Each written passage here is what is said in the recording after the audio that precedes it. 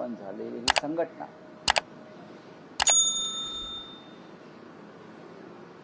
या संघटनेला ही संघटना 6 महिनेही टिकणार नाही. शिवसेना तेव्हा बोललं जात होतं चेष्टेने. आणि मुंबई ठाण्याच्या पलीकडे ही शिवसेना जाणार नाही असे अंदाज ज्यांनी मांडले ते फोल ठरले. शिवसेनेनं मुंबई ठाणे महाराष्ट्र काबीज केला, दिल्लीपर्यंत पोहोचली आणि शिवसेनेनं 60 वर्षाची घोडदौड केली. कोणत्याही राजकीय पक्षाच्या प्रवासात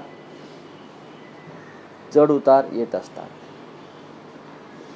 प्रवाह कधी खळखळत जातो, कधी थांबतो, कधी संत होतो. हिंदू हृदय सम्राट शिवसेना प्रमुख बाळासाहेब ठाकरे यांच्या काळात सुद्धा आम्ही अनेक चढ उतार पाहिले.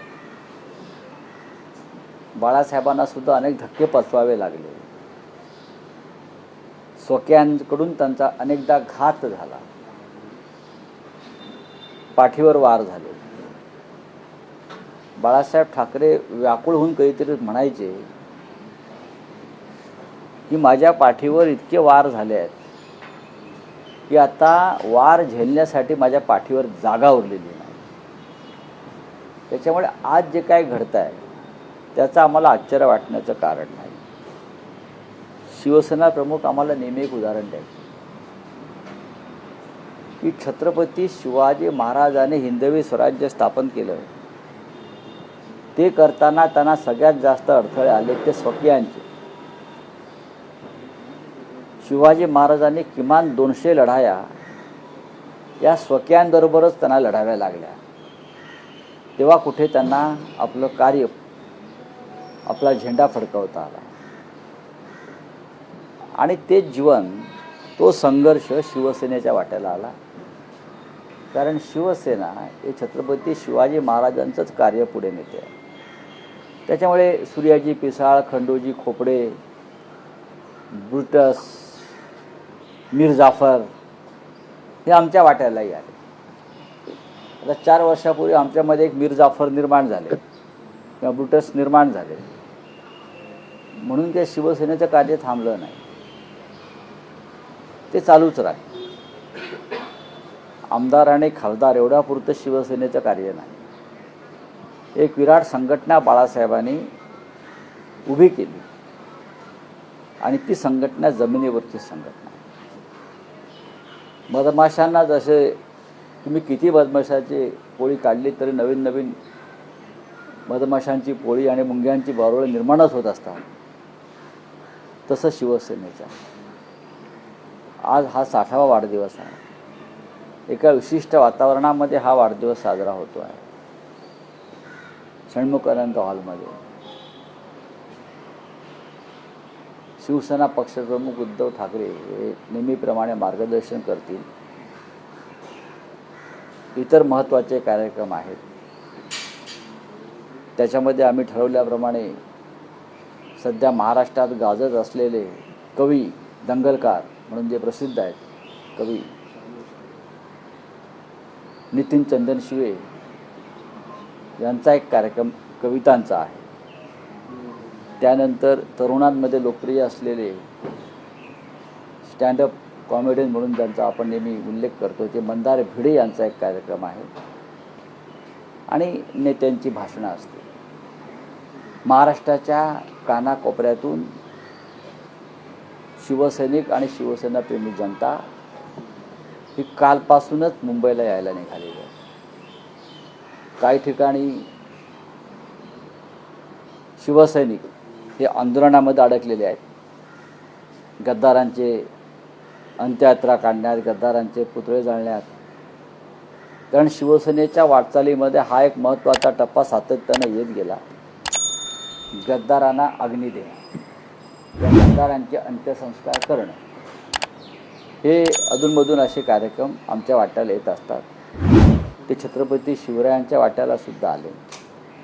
ज्यांनी मोठ्या चळवळी उभ्या केल्या त्या चळवळीचे दुःख आहे. मग डॉक्टर बाबासाहेब आंबेडकरांची चळवळ असेल, शिवसेनेची चळवळ असेल, किंवा शरद पवारांची संघटना असेल, प्रत्येकाला या संकटातून जावं लागलं. रावसाहेब, तुम्ही म्हणालात की गेल्या 60 वर्षात पक्षाने अनेक चढउतार पाहिले, यश अपयश बघितलं, अनेक नेते पक्षातून फुटले, पण असं पहिल्यांदाच झालं की 60 वर्षात शिवसेना दोनदा फुटली, तेही 4 वर्षात दोनदा फुटला. 2022 आणि आता 2024. मी त्याला फुटली असं म्हणत नाही. माणूस फुटतो कधी? एक वैचारिक वारसा घेऊन फुटतो, एखाद्या विचारासाठी फुटतो किंवा बाहेर पडतो. जर तू स्वतःला विकण्यासाठी बाजारात उभं केलं आहे लिलावात, आणि तुला कोणी विकत घेतलं त्या लिलावात, तर त्याला फुटणं म्हणत नाही विचारासाठी, त्याला विकणं म्हणतात. तसे आमचे 6 लोक 2 दिवसापूर्वी बाजारात उभे राहिले राजकीय गोलपिठ्यात, आणि त्यांनी स्वतःची बोली लावली, आणि ती बोली जी आहे त्यांनी दिलेल्या बोलीवर त्यांना विकत घेतलं गेलं. फुटले काय मोठा महान विचार घेऊन ते फुटले? काय विचार काय आहे? एकाला तरी विचारा त्यांना शिवसेनेचा काय विचार माहिती आहे. आता मला गंमत वाटते, काल ते जळगावच्या मावशीबाई जामनेरच्या सांगत होत्या काय, त्यामुळे काँग्रेसच्या मांडीवर शिवसेना बसल्यामुळे हे 6 लोक सोडून गेले. अरे मावशे, ती तमाशातले मावशी असते ना, अशा मावश्या सगळ्या भाजपमधल्या. महाविकास आघाडीमध्ये काँग्रेस पक्ष आहे, आणि त्या काँग्रेस पक्षाच्या मदतीनं हे 6 लोक निवडून आले ना काही ठिकाणी. तेव्हा तुम्हाला माहीत नव्हतं महाविकास आघाडीत काँग्रेस आहे? ते माहीत होतं ना की महाविकास आघाडीमध्ये काँग्रेस पक्ष आहे, राष्ट्रवादी काँग्रेस पक्ष आहे. हे त्या 6 लोकांना माहीत होतं ना. आता मोठं सांगतायत तुम्ही. आणि काँग्रेसचा या मावशीबाईला जामनेरच्या काँग्रेसचा एवढा तिटकारा कशा करताय? या काँग्रेसमुळे देशाला स्वातंत्र्य मिळालं. तुम्ही काय केलं? या काँग्रेसमुळे देशाला स्वातंत्र्य मिळालं. लोक तुरुंगात गेले काँग्रेसचे, क्रांतिकारक झाले. तुम्ही दाखवा नाही क्रांतिकारक देशासाठी ज्याने आपला प्राणाचा त्याग केला, असं कोणी आहे का तुमच्याकडे भारतीय जनता पक्षामध्ये? आम्हाला सांगा. तेव्हा उगाच हे बोलू नका काँग्रेसचे नावं घेऊन. आणि काय ते म्हणे बंड केलं. कसलं बंड? भगतसिंगांनी बंड केलं, 50 कोटी घेतले होते काय? राजगुरूने क्रांती केली, 100 कोटी घेतले होते. बंड आणि क्रांतीला बदनाम करू नका.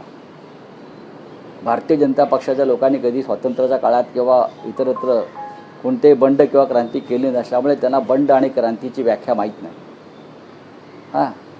बंड केलं म्हणे, बंड केलं, यांचं बंड आहे. कसलं बंड? बंडही नाही, फूटही नाही. यांनी स्वतःला बाजारात उभं केलं विकण्यासाठी, बोली लावायला सांगितली, बोली लागली, ते निघून गेले. तुम्हाला आजची गंमत सांगतो. अजूनही हे लोक मुंबईत नाही आहेत. यांच्यामध्ये मंत्री कोणी घ्यायचं ह्याच्यावरून वाद सुरू झालेले आहे. तेव्हा तोडगा असा निघालेला आहे की मंत्रिपद एकालाच मिळेल, आणि त्याची भरपाई म्हणून दिलेल्या 5 जणांना आणखीन 25 कोटी रुपये दिले. पण तुम्ही आता गोंधळ घालू नका.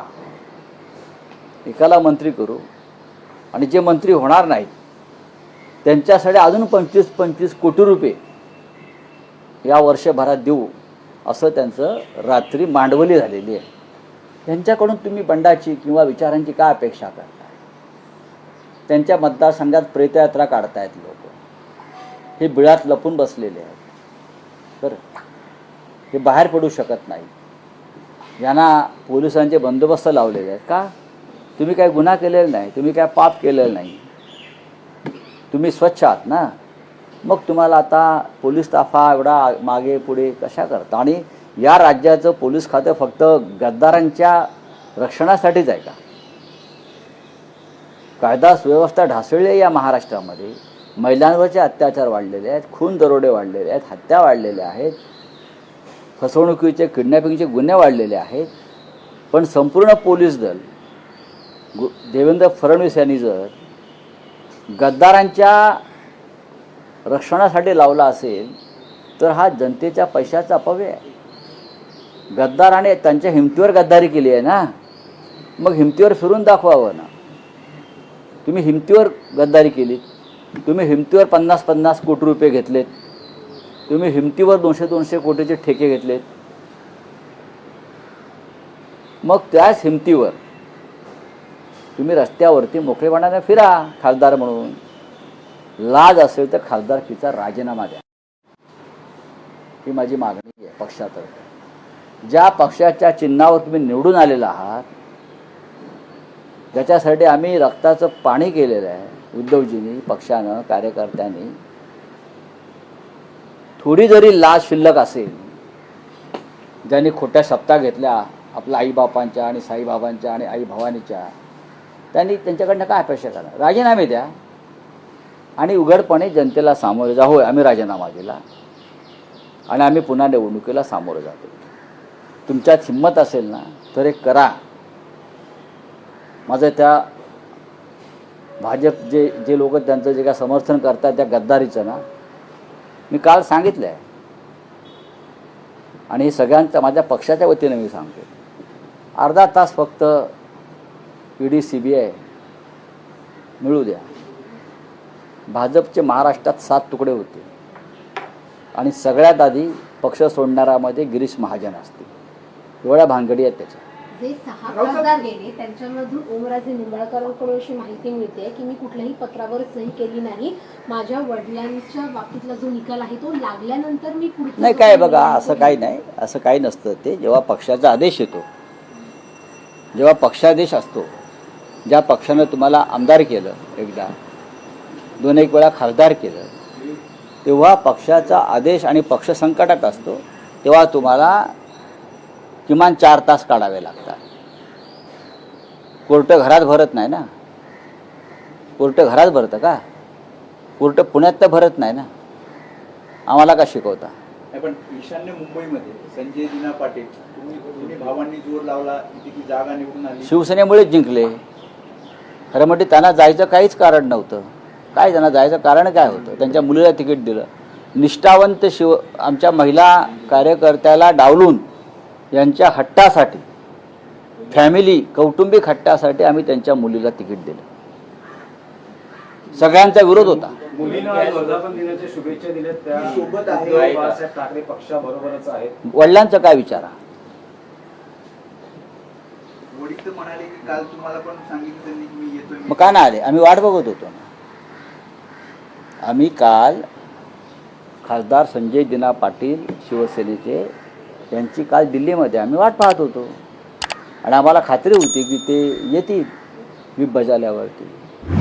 त्यांना यावं असं का वाटलं नाही? काल पक्ष संकटातून जात असताना, संकटातून झुंज देत असताना आपलं कर्तव्य बजावावं असं ज्यांना वाटलं नाही, त्यांनी आता उगाच कशा करता कोणी अकलेचे तारे तोडावे. जिल्हा प्रमुखांची बैठक बोलवली आहे. या बैठकीमध्ये उद्धव ठाकरे काही आदेश देणार. जे 6 ठिकाणी जे खासदार फुटले, नाही, आदेश देतील ना ते आज बैठकाला.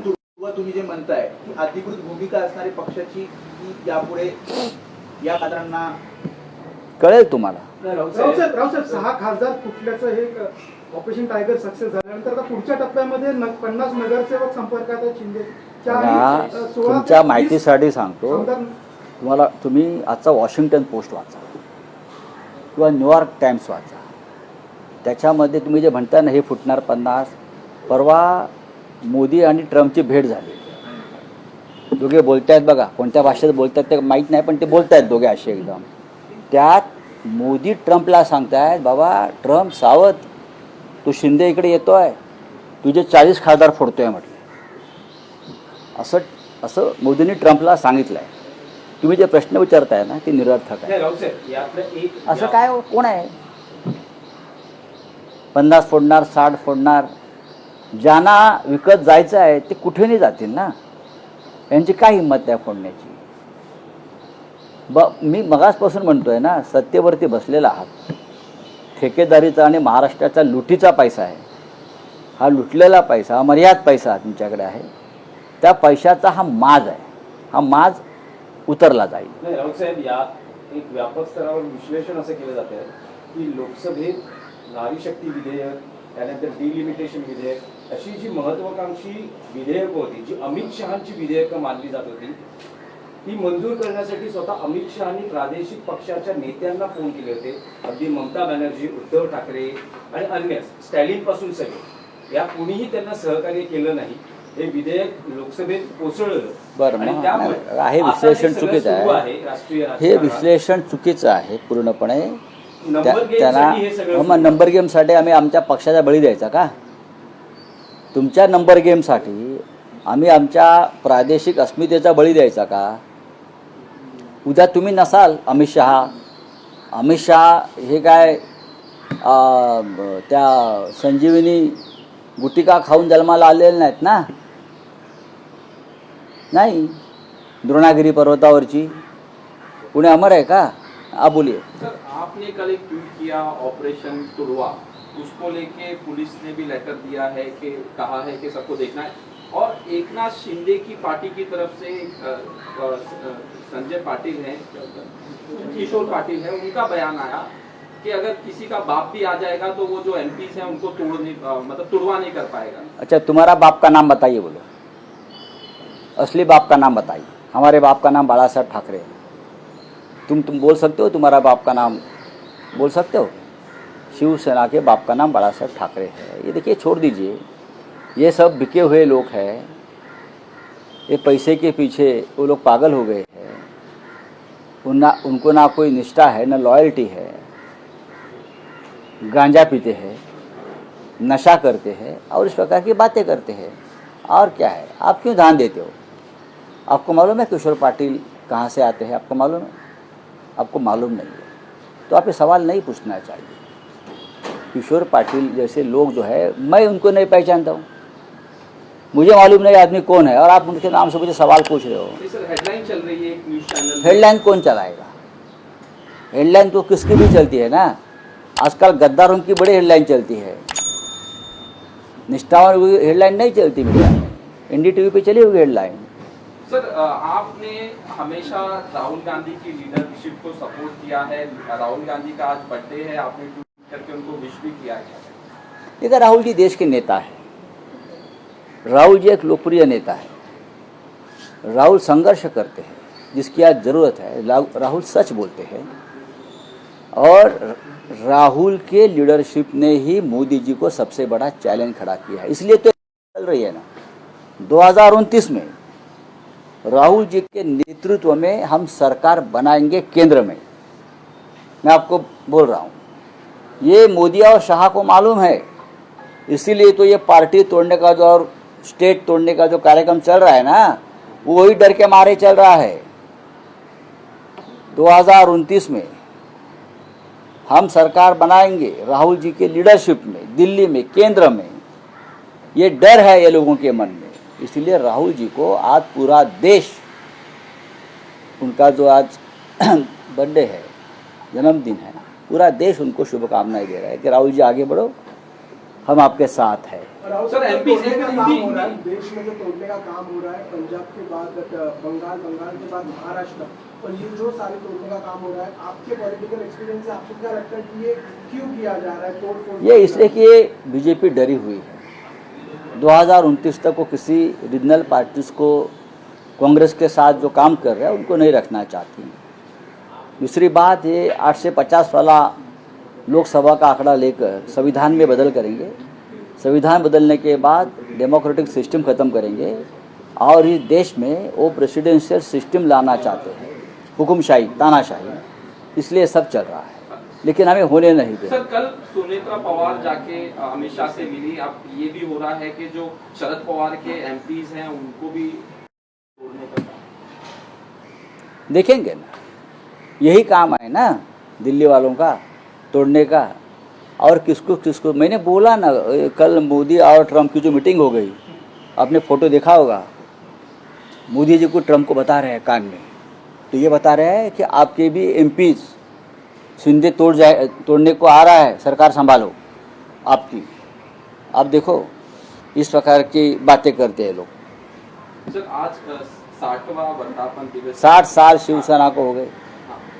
ये बहुत लंबा सफ़र है और बहुत ही संघर्षपूर्ण सफ़र है। हर मोड़ पर हमें संघर्ष करना पड़ा है, चाहे हिंदू हृदय सम्राट बाला साहेब ठाकरे हो, चाहे उद्धव ठाकरे जी हो, हम सब हो। और हमने हमेशा संघर्ष करते करते यहाँ तक हम पहुँचे हैं। और हमारे घाव हमने झेले हैं, आगे से कोई घाव नहीं करेगा, हिम्मत नहीं हो गई। जो घाव हो गए हमारे पीठ पर हो गए, कल तक हो रहे हैं, आगे भी हो गए, लेकिन हम आगे जाएंगे। महाराष्ट्र में और केंद्र में हमारी सत्ता आएगी, तब हम उनको दिखाएंगे क्या है। चलिए, थैंक यू। वर्धापन दिन 16 षण्मुखानंदमध्ये साजरा होतो, दुसऱ्या गटाचा नेस्कोमध्ये, त्या गटाच्या त्यांचा एखाद्या गटाचा असेल, त्यांचा तिसरा किंवा चौथा त्यांच्या गटाचा आहे, बरं का, पण त्यांचा गट या दिवशी नव्हता स्थापन झाला। अमित शहाला त्यांची जन्मपत्रिका त्यांच्या गटाची अमित शहाकडे आहे, तर अमित शहाला कुंडली बघायला सांगा त्यांचा जन्मदिवस नक्की कधी आहे। आज शिवसेनेचा वर्धापन दिन आहे, म्हणजे हिंदू हृदय सम्राट बाळासाहेब ठाकरे यांनी जी शिवसेना स्थापन केली त्याचा 60वा आहे। आता तुम्ही जे म्हणताय काय, तर त्याचे जे कुंडल्या आहेत, जन्मतारखा, जन्मदाखले, जन्मवेळ, कुठल्या इस्पितळात ही पोरं जन्माला आली, त्यांचा आईबाप कोण, हे अमित शहाकडे सगळी कुंडली आहे। त्यांना अमित शहाना विचारावं लागेल त्यांना की नक्की ते चुकीच्या मुहूर्तावर करतायत ते लोक, त्यांचा तो आजचा दिवस नाही आहे त्यांचा। आणि खरं म्हणजे त्यांचा जो जन्मदिवस आहे हा त्यांनी एकतर सुरतमध्ये करायला पाहिजे, नाही तर गुवाहाटीला केला पाहिजे, कारण त्यांचा जन्म तिकडे झालेला आहे ना, इथे कसं काय करून चालेल। ते काय ती लोकांना फसवत आहेत। राम साहब, शिवसेने का 60वां वर्धापन दिन, आपके पास लाखों यादें होगी बाला साहब ठाकरे की। मेरी पूरी जिंदगी बाला साहब के साथ गई, मेरा पूरा जीवन शिवसेना में गया। हम बचपन से बाला साहब के साथ रहे, इतनी यादें हैं। एक महान व्यक्तिमत्व रहा, हमारा जैसे लोगों को उंगली पकड़कर राजनीति में लाया, यहाँ तक पहुँचाया। ऐसा नेता फिर देश में पैदा नहीं होगा। निष्ठावंत और ऑपरेशन तोड़ेंगे जो आपने कल कहा, उसके लिए कैसे वो कैसे देखिए, शिवसेना ये निष्ठावंतों की एक फैक्ट्री है। चाहे कितने भी गद्दार बेईमान निर्माण हो जाए, लेकिन उससे ज़्यादा संख्या में इस पार्टी में निष्ठावंत पैदा होते हैं और काम करते रहते हैं। 22 तारीख को जो है, जो एमपीज आपके जा रहे हैं वो दिल्ली जाएंगे और जाएंगे, उसका समर्थन देंगे, ये जाने इस तरह की खबर आ रही है, पत्र भी दिया है। अरे आने दो, उसमें जाने दो। अब वो हमारे नहीं रहे हैं, उसने अपने आप को बेच दिया है, अपनी कीमत उसने बना दी है। 50 करोड़ 60 करोड़, अभी बोला ना मैंने, अभी एक मंत्री के लिए 6 लोगों में झगड़ा चल रहा है, कौन मंत्री बनेगा।